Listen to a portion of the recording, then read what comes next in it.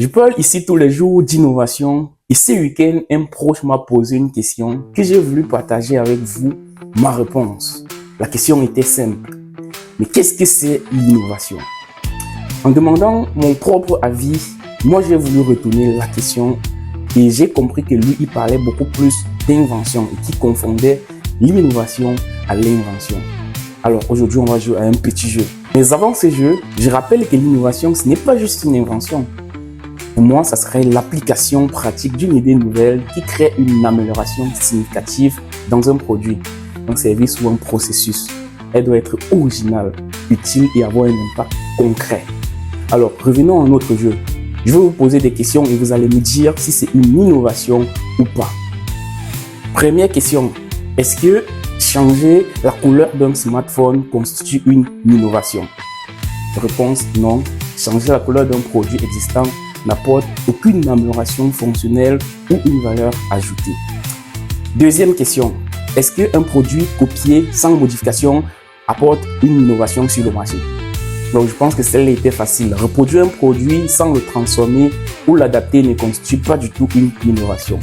Troisième question. Est-ce qu'avoir une idée non réalisée est une innovation? Celle-là aussi, évidemment, non. Une idée brillante mais jamais mise en œuvre reste une invention et pas du tout une innovation.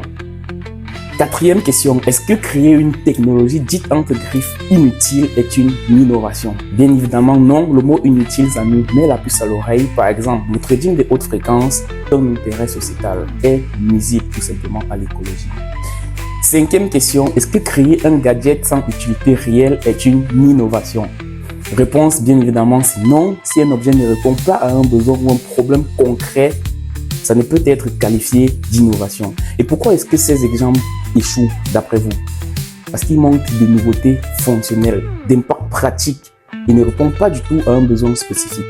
L'innovation, vous savez, ça nécessite beaucoup de mise en œuvre et beaucoup de réussite et d'utilité claire surtout.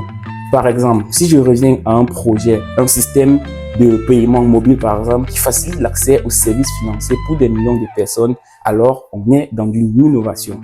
Si par exemple on a une réduction de la pauvreté et une promotion de l'économie locale à travers un produit, alors on est dans une innovation.